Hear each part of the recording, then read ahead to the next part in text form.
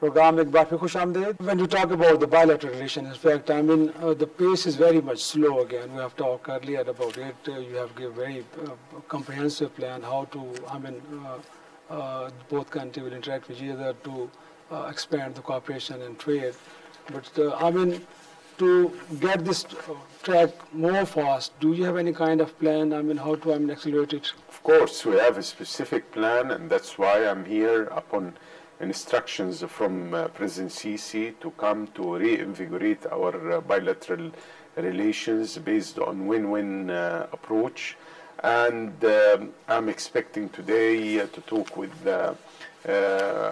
brothers and sisters in Pakistan, high-ranking officials, about how to further deepening our relationship, because it's not acceptable, you know, to have such level of trade and investment cooperation, because it's not matching the excellent political relationship between the two countries.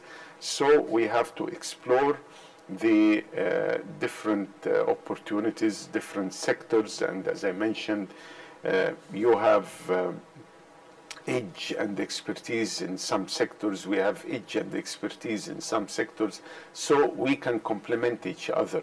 Petrochemicals, textile, garment, digitization, application of artificial intelligence, security, agriculture, food processing, you know, sky is the limit for our cooperation. And as I mentioned,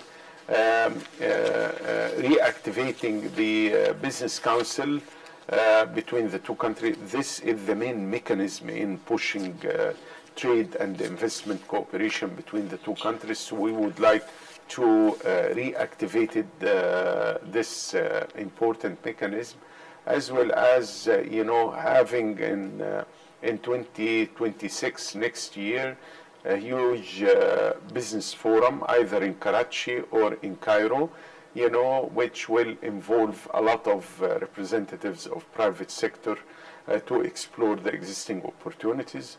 We have now pretty good presence of Pakistani companies in Egypt, and we have presence of Egyptian companies here, but we need to expand this and deepening this presence. Also, as I mentioned, trade, $300 million is nothing.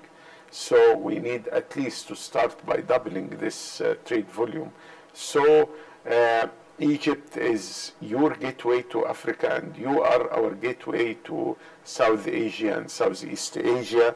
And we are party to the different free trade agreements, including the Arab Free Trade Agreement, including the Africa Continental Free Trade Agreement. So for your countries, if they are investing in Egypt and localizing in Egypt, they are entitled to enter a market of 1.5 billion inhabitants in all Africa countries. Egypt is party to Mercosur. We have, custom duties by the United States of 10%, which is very low comparing with others. We are party also, we have the association agreement with the European Union. So we have different markets. Your investors will not target only the Egyptian market, which is already big with 110 million people, but they will target a market of at least 2.5 billion inhabitants in Africa, in Mercosur, in Latin America, in everywhere. So we can benefit from each other. We have the Suez Canal Economic Zone.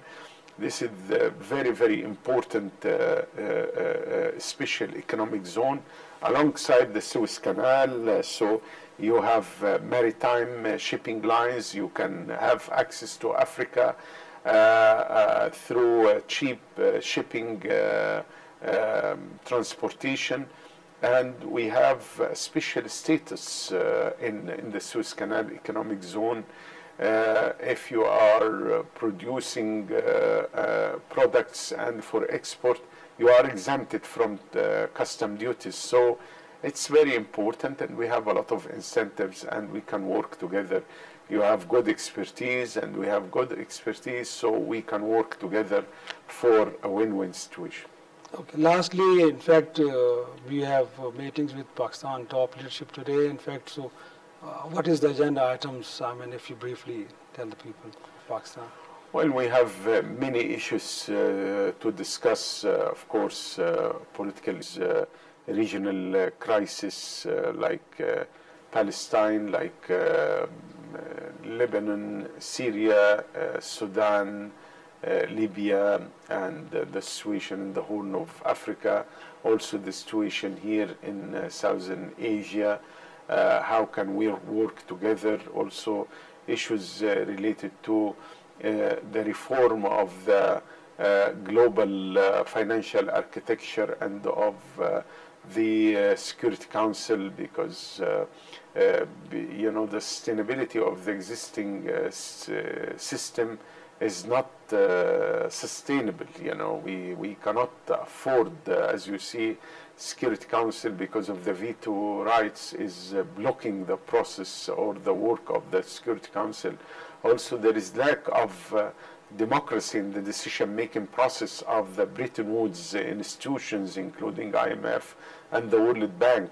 So we will talk about that, and we have similar views. Also, fighting terrorism is of great importance, and we can work on that. We can benefit from each other. And above all, how to deepening and reinvigorating our trade and economic and investment relationship. Thank you very much, Dr. Badal Abdul, for your time, for the DawnNews. नाज़रीन, इसी के साथ आज के programme का अख्ताम करते हैं. इजाज़त दीजिए. खुदा हाफिज़.